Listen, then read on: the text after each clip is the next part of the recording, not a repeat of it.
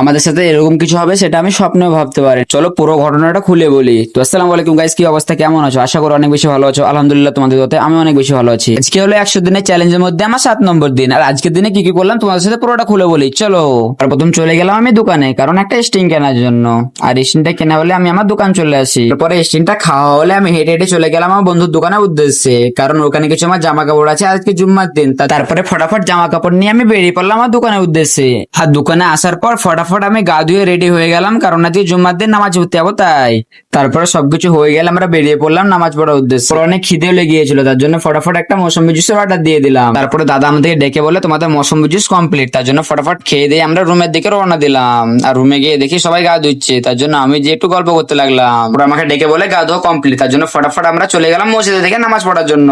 আর আমাদের নামাজ পড়া কমপ্লিট, আর মসজিদ থেকে বেরোবার সময় আমার মাথায় একটাই চিন্তা চলছিল, জিলাপি দিবে না দিবে না। তোর টাটা, বাই বাই, দেখা হচ্ছে নেক্সট ব্লগে।